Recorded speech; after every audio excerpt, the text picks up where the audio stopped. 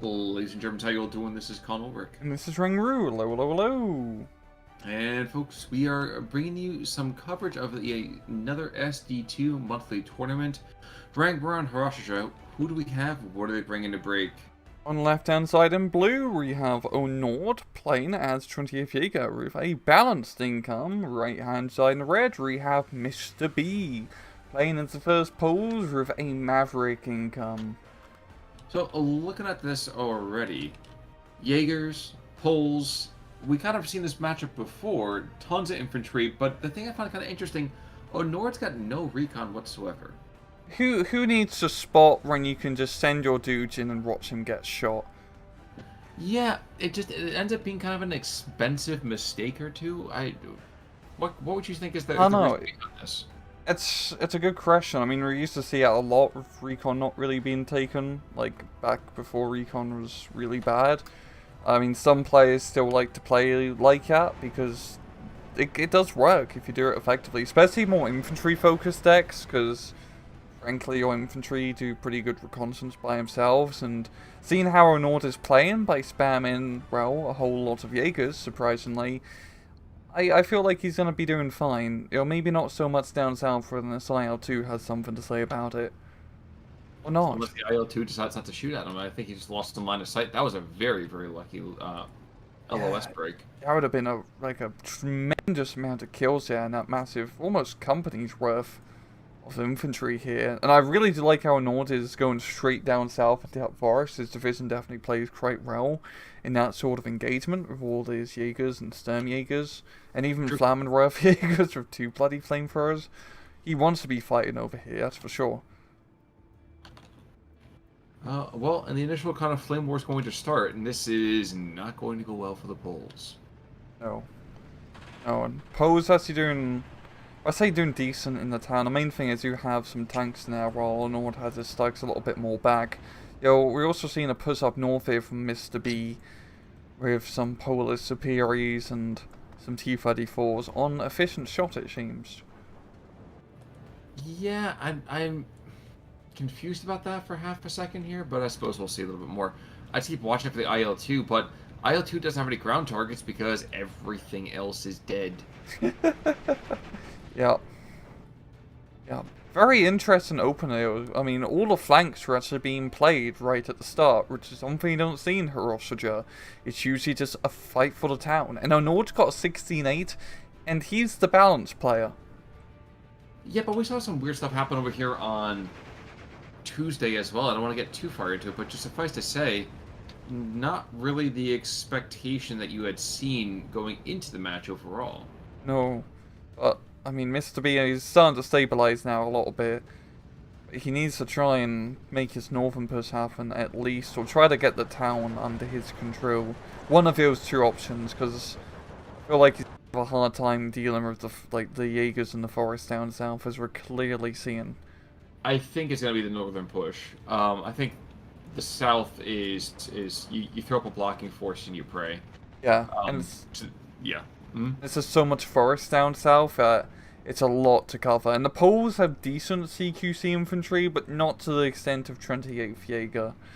They really rely a bit more on their tanks to give fire support, and you can't do that in a forest. Certainly true. Certainly true. We are seeing a couple more Superior Z, excuse me, coming on in. And these guys, of course, with their rinky-dink half-jack, the M3A1s, but they're going to get caught out in the open. It doesn't matter if you engage your Stormjägers. Yes, you'll pin them down, but it just means you're telling everybody else where the heck all your troops are. Yep, they're over here. Shoot me, shoot me. Shoot me, come on, blow me up. Meanwhile, to the north, though, efficient shot or not, there's a Stug and there's a Pack 38 sitting in Defilade, which is a fascinating thing. So the Defilade apparently is way too small of a Defilade, so that's fun. And it's a 14-10 now, 13-10, 11, 14-10 over here for the Poles. Exactly what he needs. I mean, without Maverick income, you want to be bleeding the enemy in these first 20 minutes or so. I really do like seeing these balanced first Maverick matches, because it really forces the Maverick player to play aggressively, because they can't... If it's Maverick on Maverick, it's even all throughout. But in this sort of matchup, if they don't do good in that first 20 minutes, they're screwed. You know, down south, we are seeing the issue with moving your troops outside of a forest. Oh. Oh, yeah. Yeah, that's, he needs to stick into the trees, that's for damn sure. Once the poles of an open line of sight in you, yeah, they can just mow you down. Holy crap. Well, like you said, company-sized elements, man, that's what's going to happen. Mm-hmm.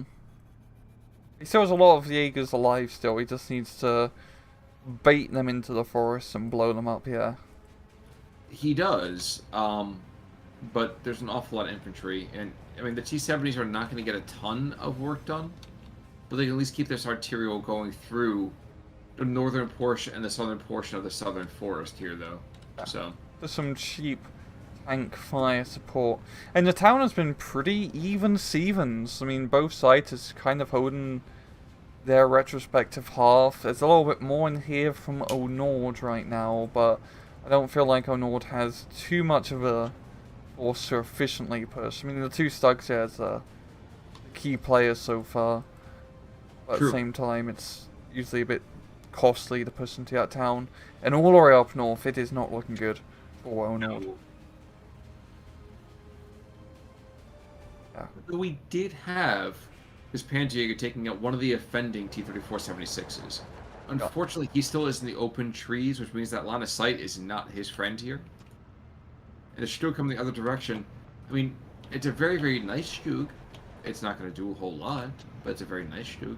Yeah, fortunately, okay, there's a little bit of anti-tank nearby, but not a whole heap, so he should be able to ward off and kill some of these half-tracks at least. Kind of a small victory there, I suppose. But when you're getting a 12-12 overall, I mean, that anything, you know, any port in a storm, so to speak, right? Yeah, and honestly, Nord only just needs to keep it at a 12-12. Time is on his side if he can just buy himself time by, you know, only losing by a +1 or just keeping it even Stevens. So he's doing pretty well for himself. Already got an airstrike up north. Beautiful hitch. And the Stug goes down. Oh. That's... Now the Stug goes in immediately. I mean, you can't afford to lose that hill. He needs to try to keep forces on there. He's got two Sturmjägers holding the flag on the southern side at least. So at least it's something, but yeah, Mr. B is really like strolling on through up here, which is great for him. He really needs to try and keep his momentum up. that is the case. He certainly is breaking on through to the other side. Mm-hmm. Central position in the meantime, calmed down quite a bit, and probably because those Stugs don't want to be aggressive and push into that eastern part of the town with all those PTRDs, and I can't say that I blame them. Yeah, and down south, you know, actually Mr. B has pushed O'Nord out of that forest a bit, and he's now holed up in the corner. I mean, still a good corner to hold on to, there's still a decent amount of forest room to hide in, but definitely, you know, it's a bit of a retreat compared to his previous hold-ins. Of course, it's a retreat. It's where he likes to go on the weekends. You know, it's one of those things. There's trees, there's birds. Like, it makes sense. It's Wolf Slayer. Wolf's Den. Absolutely. Yeah. Unfortunately, IL-2 coming in, and about the same thing happened to that as the Wolf's Den. Killing the leader, which is a good kill. Makes the other units easier to knock out. So you're right. It wasn't exactly the Wolf's Den. You're absolutely right. Because when that blew up, the guy didn't die. You're right. Yeah. Bushkowski down to south. Remember, there are no Polish officers. It's not that they don't believe them, but in the Polish army, everybody is equal. Especially the Soviet Polish army. Exactly. No one's in the pole position. Nope. Yeah. 14-10 though, so like we're not into B just yet, and O'Nord has definitely been kicked onto his heels. Yeah, he has managed to buy himself some time at least with that initial A phase like push or early A phase push. Just by, you know, really throwing a wrench into Mr. B's aggressive plans. True. Now we're heading into B phase, and I mean, Mr. B, he needs to try and pick up a +2 advantage sometime soon, so he can really start ticking O'Nord heavily. And I feel like he'll be able to do that once he manages to clear off the tip of his forest of those protruding Germans. I don't know if that's necessarily going to be the case though. Yes, the IL-2s are coming in. Yes, this appears to be moving here and there, hither and yon. But so long as they have a piece of that forest, they will never say die, and that's a bit of a hassle. Or he can just go along the southern road and capture like a flag or two of a like superior PPS-8 squad. That works too. Yeah, yeah. I mean, Yeah. that's what we do for right now. Yes. Yeah, and that's gonna give him 3 flags for like no bloodshed. And it's gonna definitely force Honor to try to get something down there.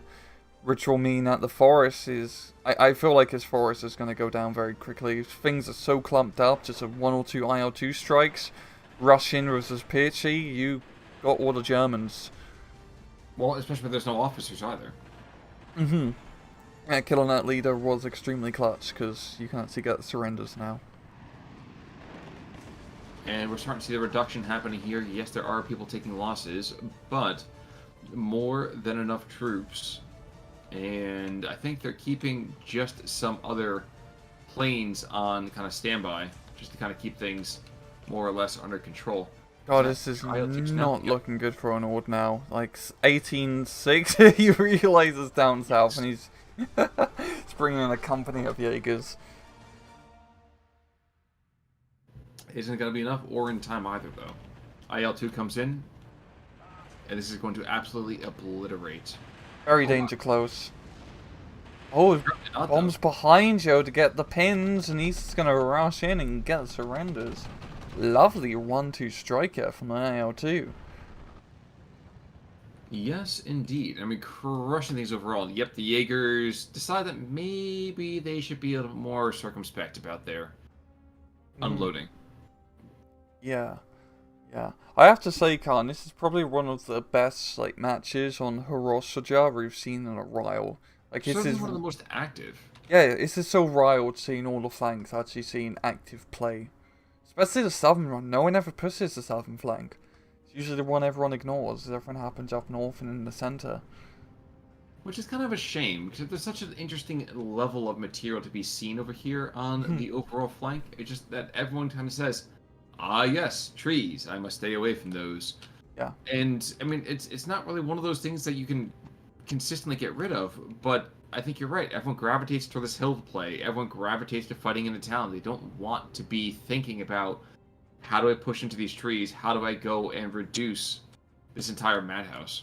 I think that's understandable because it is pretty daunting to push the southern flank initially because there's a big defilade of open ground where you can get sniped. But if you do what a Nord did, where you just kind of rush into the enemy forest with good CQC troops, you can definitely put a havoc into someone's flank. Oh, we're seeing an off-map being brought in into the center here. Maybe a Nord is going to try and follow us up. He doesn't really have much to follow us up with, unfortunately. The slugs have gone down. So, he's just going to get some kills. And this IL-2, I think, is just going to give himself a nice little cheeky kill as well. Yep, the 172 gets 1 barrage off. Probably going to see a bit of... Nope, I thought we were going to see a, blood revenge killing here. But the Focke-Wulfs going after these tanks in the north. Or not. Oh, no, no, no. And Jack is going to chase him off. I'm more content about watching the artillery strike here in the center as it kind of starts to come down. First strike takes out a ZIS-3. Good. That thing right there had been causing a little bit of issue in terms of just ranged support fire. And overall, I mean, decent. Not really glorious, but decent. Definitely stays of imminent defeat. Yeah, I mean, it's not a bad strike, but usually, as we complain time and time again, once you do an off-map artillery strike, you should follow up immediately. That's kind of the point, is to stun everything up. You shouldn't be buying off-map to kill stuff. You're either buying it to buy you time for when you need to hold an objective and everything's going to hell, or so you can just rush in and get a bunch of surrenders. Yes. Yeah. Yes. So it's either, if you want to kind of think about this more simply, the first one is the Khan defense. And the other one is more like the Rhine assault. So I mean, Yeah. it's very much that idea of you either use it as a shield actively, as an area denial weapon, or, like you said, immediately seize ground. You can't do only one. You probably played through Dark Souls Sword and Shield style, while I just use big bloody stick. Mm-hmm. Yeah. Oh, absolutely. I'm a sword and board kind of guy through and through. I'm not entirely sure why you wouldn't I think all the squishy bits need to stay inside where the squishy bits are supposed to go. And you're very much kind of like squishy bits belong on outside. Yeah, other people's squishy bits with a big club, which is the best weapon in Dark Souls. But at any rate, I mean, the southern flank is looking pretty good here for Mr. B. He's doing his counter-attack, but he's run into a little bit of issue, as I kind of mentioned before, once you're in the open defilade, it gets a bit risky. And I mean, you could continue to sneak troops in, which is I think what he's trying to do with all of these Descent Nikis. And these Carnies actually coming in as well. You're going to try to get them on the reverse slope before the 28th Jaeger material kind of turns around and starts to engage them there. So, I mean, a decent idea. I'm not sure I really like them unloading. Oh, why did you do that? That was a bad play. You needed a rush. He needed a rush up in there. And just trying to get onto the hill. IL-2 strike. Not bad. Here's something interesting. Triple T-70s and Carnies being deployed to the center. Might we see a vague push going through this town? Maybe. I feel like he needs more of a no, he might be able to make a decent push. I mean, Onor doesn't have a whole lot here. He's got one stug being brought in, but you know, he still has a lot of like invested up north with those 3 stugs trying to get a foothold back into that hill. But at this point, it's pretty much a lost cause. It is. It very much is. And I admire the fact that he's trying to push us back in here, but there's really no way and no reason for you to do that. You can at least maybe get that one flag, just where the Streltsy LKMs are retreating to, but that's really it. And Mr. B, I mean, 15-9, he's really got Onord where he needs him. If he can keep up his +2 advantage, he's going to win this game before C-Phase really bites him in the ass. And isn't that always the question? If we have C-Phase, there's a chance. Yes. So it's a Maverick balanced duo. And if it gets like 25-30 minutes in, then Mr. B is going to be suffering pretty hard. But considering how he's making a push down south here, and that should definitely tip another flag into his control, he should be pretty comfortable. Now, Carney push to the center, it's not dead. It ain't great, but it's not dead. And again, triple T-70s. These guys are not supposed to be MBTs by any stretch of the imagination, but they are strong enough to go and give you some light infantry support. So there is potential. That's really the advantage of Pose. I mean, compared to 28th Jaeger, you don't really have any cheap light tanks. You only have Stugs as your like direct fire infantry support, as well as some assault guns if you do decide to take him. And in this town fight, like those T-70s are pretty damn good, because you can get like 2.5 T-70s for every 1 Stug. To be acknowledged, by the way, that there has been a rough flank that's gone on over here by those Jaegers in the northern side. They've taken on one of the anti-air positions. Hasn't taken on the second one. Wow. That's a cool little push. I'm surprised it shouldn't have worked. No, it shouldn't, but ballsy move. I definitely like how he's hitting the enemy rear line there, that's for sure. It might be able to do a little bit of damage, but nothing substantial to actually get foothold back here. And down south, actually, Onord is getting all his defenses onto the tip of his hill to try and ward off Mr. B's assault. I don't think it's going to be enough. The T-34s is way too much firepower. Yeah, and that's what I was going to kind of tap on here, is the fact that, ooh, and now we have an officer as well, so now it's even harder to kill them. And let's not forget, having an officer in the area also in those Carnies loses disheartened, which is not what you want to be dealing with a 20-man squad that's got himself 3 Papa Shaws, 3 DP-28s, and a PTRD. Yeah. Like, if you give them officer support, those guys are scary. But we are approaching that 20-minute mark here, so this is where things begin to drop off for the Poles, and theoretically should start kicking in for Nord with basically what amounts to a full C card, of Jaegers. Yeah, I mean right now this northern push with the Stokes is definitely helping Nord and just trying to slow down that points bleed. I mean, if it's only an 11-minute point bleed, he definitely has a good chance of getting back into the game, but I feel like his northern push is It's actually quite funny. I mean, those two slugs there are a little bit out of position, but there's not a whole lot of anti-tanks to really punish him. No, there isn't. We are going to see ourselves. Is that another? Yep, IL-2 cluster coming in. He might pick up Deuce. I think he's got a Deuce out of this.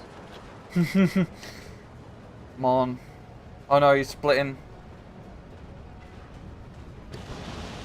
Oh, it was kind of close to getting a Deuce. Oh no. What killed the other one? Was that, I wasn't think the the, 37. no, it might have been the Zist 3. No, I don't think he Was had. it- Oh, he was did. it- He did line of sight, yeah. I say, had that been the case, that would have been shocking. Down to the south, the T-70s have been forming rather instrumental in helping kind of support those lines for the Carnies as well as Nikki. Of course, no officer support, which is those Carnies have dropped off in a lot of effectiveness. But we're getting more Drusina Sturmoviki kind of coming on in, or the Polish Sturmoviki, if nothing else. And it continues to be a Weird 15-9. names. Yes, and I realize I'm calling them the Soviet names, I'm sorry. Yeah, I do the same thing. We're just trying to preserve the Polish language of, Not butchering sure it. use it too much. I mean, Yeah. geez, my people's backgrounds have done more than enough damage, so. But yes, they're moving on in. These guys, yep, these are your scary assault troops. Yeah. And it doesn't matter how many troops you got in exchange, many Papashas and too few guys in the meantime. Yeah, and the town is starting to flip over into Mr. B's favor. He's got the northern end almost under control with some of his infantry, but that one Sturmjäger is going to be holding on to the crossroads here. And yeah, I feel like just the tank advantage for Mr. B is coming in, especially now, pretty clutch. I mean, the S-85 managing to bail out the Stug, really important kill. Do you want to consider kicking this over to like a 20, like a ×2 at like 2250? Sure. Alrighty. That's not to suppose anything, and go. That's not to suppose anything, but at the same time here, folks, we are seeing that the Poles themselves, are doing quite well. And while the eco is not in the favor of the Poles, what we are seeing is the 28th Jaeger not really being able to concentrate their forces at any particular one spot. And yes, they're getting losses, they're killing things, but it's more of a partisan effort than an actual Yeah, push, if you catch my drift. yeah, the lack of armor and anti-tank is really starting to screw 'em. And seen down south, two Stugs are rushing in unsupported.